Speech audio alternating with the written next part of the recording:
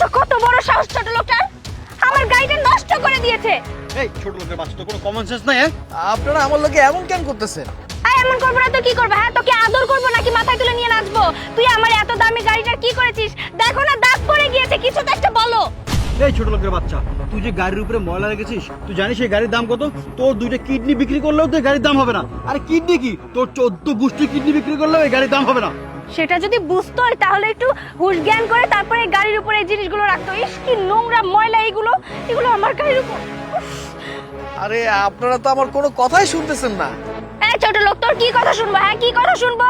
তুই তো দিয়েছিস আমার গাড়ির 12টা বাজিয়ে, আবার এখন তুই বলবি তোর কথা আমি শুনবো? তুই আর কি বলবি? ম্যাডাম আমার ভুল হয়েছে, আমি ইচ্ছে করে করিনি, এই সেই এগুলাই তো বলবি, তাই না? তোদের মতো ছোট লোকদের বাহানা আমার খুব ভালো করে জানা আছে। আচ্ছা, আপনাদের সমস্যাটা কি কোন তো? আমার গাড়িতে আমি যা ইচ্ছা তাই রাখবো, আপনাদের সমস্যা কি? কি বললি তুই? তোর গাড়ি মানে?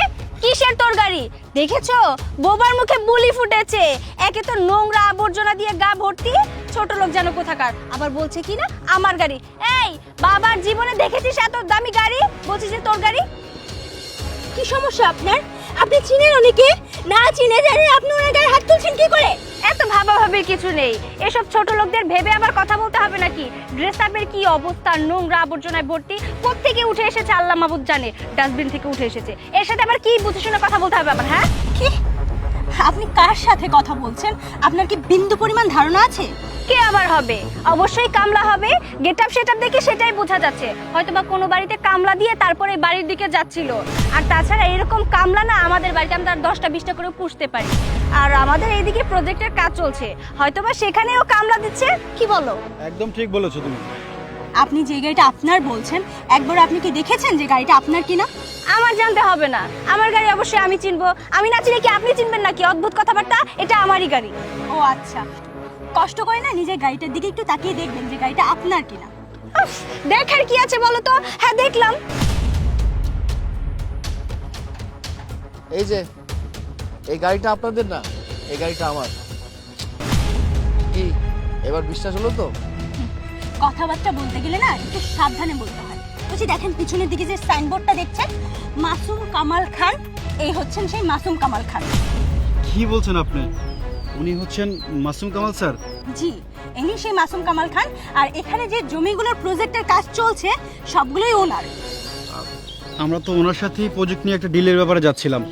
তা না, এতক্ষণ যা কিছু বলেছে সব কথা সত্যি ছিল। এখন আমি আপনাদেরকে যা কিছু বলবো মন দিয়ে শুনতে হবে। এই যে আপনারা কি বললেন যে আমার সাথে একটা প্রজেক্টের ব্যাপারে কথা বলতে চান, সেই কারণে যাচ্ছিলেন, কিন্তু সেই প্রজেক্টটা তো হবে না। তার একটাই কারণ, এই যে আপনারা আমার সাথে খারাপ আচরণ করেছেন। আপনাদের কাছে মনে হয়েছে আমি একটা কামলা, ছোট লোক, অমানুষ, নানান রকম কথা বলেছিলেন। তার একটাই কারণ, এই যে পোশাক আশাক। কারণ আপনাদের মতো মানুষরা তো মানুষের পোশাক আশাক দেখে জাজমেন্ট করে যে আসলে ও কম দামি একটা পোশাক পরে আছে, তার মানে ওর কোনো কোয়ালিটি নেই, ওর কোনো যোগ্যতা নেই, ওর কোনো জায়গা নেই, তাই না? শুনুন, মানুষের পোশাক আশাক দেখে মানুষকে কখনো যাচাই করা উচিত না। এই যে আমি এত টাকার মালিক, আমার টাকা পয়সা ধন সম্পদ কোনো কিছুর অভাব নেই, কিন্তু দেখুন আমি খুব সাধারণ জীবন যাপন করি। আমার কাছে মনে হয়েছে আমার গরুর খাবার নেই, আমি খাবারটা নিয়ে যাই। তো আমি আমার গরুর খাবার আমার গাড়ির উপরে রেখেছি, সেটা নিয়ে আপনারা আমাদের সাথে খারাপ আচরণ করলেন, আমার গায়ে পর্যন্ত হাত তুললেন। এই যে আপনাদেরকে বলছি, আপনারা যে আমার গায়ে হাত তুলেছেন, আমি যদি চাই আপনাদের সাথে অনেক কিছু করা সম্ভব, তা তো আমি করবো না, কারণ সেই শিক্ষা আমার ফ্যামিলি আমাকে দেয়নি।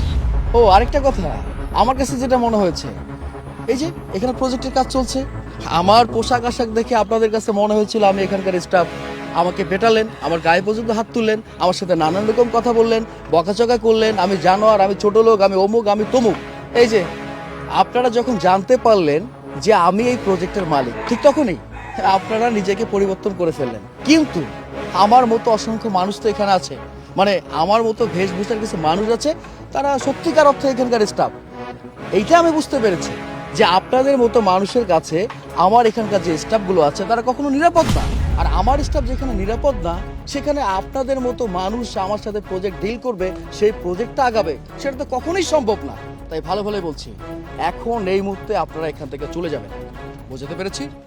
স্যার প্লিজ, মানুষের তো ভুল হতেই পারে, আমরা না হয় একটা ভুল করেই ফেলেছি, আপনি একটু আমাদেরকে ক্ষমা করে দিন প্লিজ স্যার। আমাদের ডিলটা ক্যান্সেল করবেন না, ক্যান্সেল করলে আমাদের অনেক বড় ক্ষতি হয়ে যাবে স্যার। ওই যে বললাম, যাদের কাছে আমাদের স্টাফ নিরাপদ না, তাদের সাথে আমাদের ডিল কন্টিনিউ হবে, তার তো কোনো সুযোগ নেই। ডিলটা ক্যান্সেল করবেন না, ক্যান্সেল করলে আমাদের অনেক বড় ক্ষতি হয়ে যাবে স্যার। আমি এতক্ষণ খুব ভালো মতো বুঝিয়ে বলেছি, আপনারা এখন এই মুহূর্তে এখান থেকে চলে যাবেন, নয়তো আমার হয়তো অন্য কোনো ব্যবস্থা নিতে হবে। যান বলছে, যান এখান থেকে।